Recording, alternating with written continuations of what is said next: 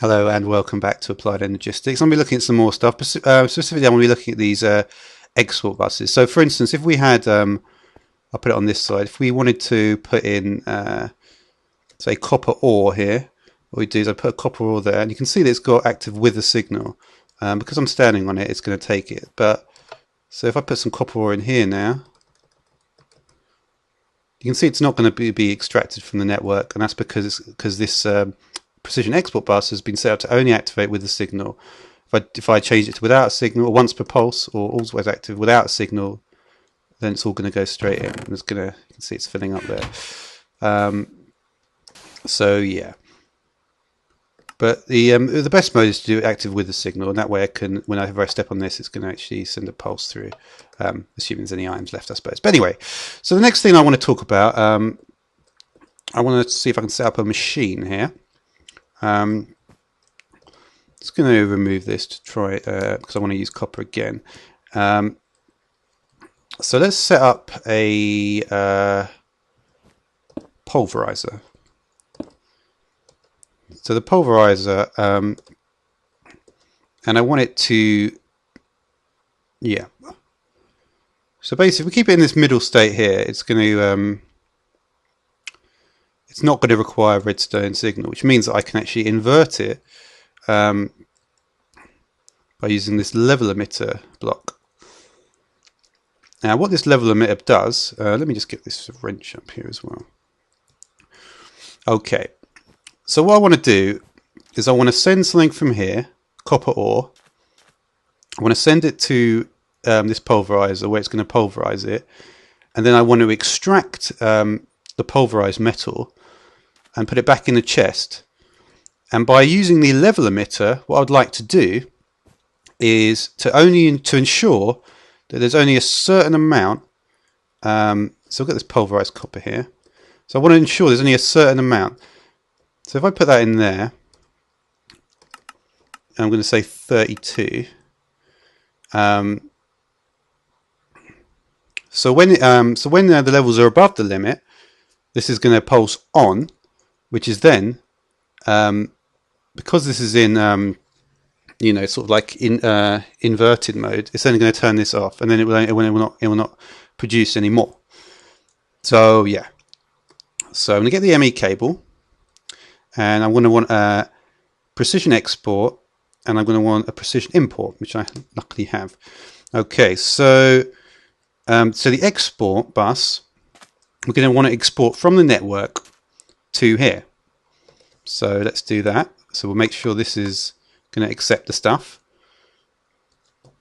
So I'll run some cable, and luckily it doesn't actually matter where I put it in the network. So yeah, and I've alluded to that before. So I can just run it from here actually. Let's do it. Yeah, between episodes I may try and tidy these things up a bit. So do something like that, and then I'll put my export bus right on there, and you can see we've got this. So what I'm going to do is I'm going to export the copper ore, and then on the import side of things, I'm going to want to and the good thing about these things is that it doesn't matter if they cross over, it does actually still work. So the import side of things, I'm just going to put that on the import face. Right, it'll be output, but input, you output from the machine and into the import pipe. So there we go. So yeah, just put it. Okay, one sec. All right, let's try and get it now. There we go. All right, so here what I want to do is I just want the pulverized copper. I don't want the other stuff. Okay, so let's just check we haven't got any of this stuff in the network already. I've got copper in it, but it doesn't matter. All right, and then I want to connect up this. I want to connect this up as well, and then I also want to make sure this is actually going to be connected to the pulverizer. So let's make sure this is all working. Yeah, that looks perfect now. Alright, so this is going to need 32. I want 32 in the system, and I want this torch to turn on once it gets to 32. Alright, so we know what we want. We need the copper ore, so let's just dump a load of copper ore in the system. You can see it's draining already, looks fine.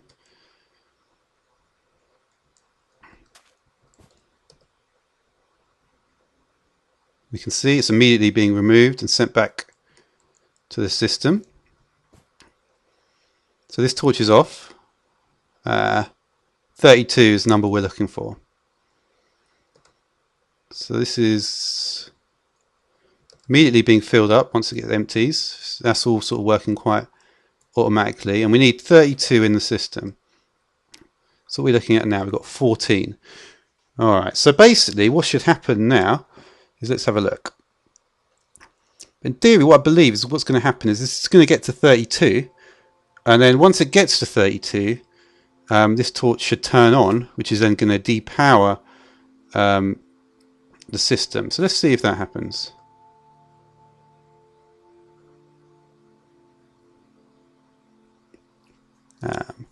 Alright, so we're just going to wait a few more seconds, see if this is actually going to happen. So 20, 28, 30,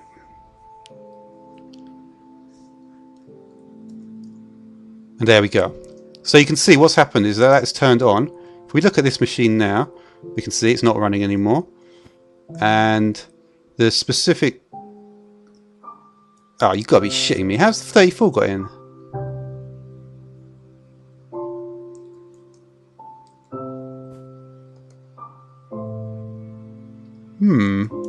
Somehow 34 has got in. It has at least stopped. Oh wait, did I not? Alright, so that's not... I mean, to be honest, that's kind of not good, but at the same time, it's not a huge amount over. So it basically means...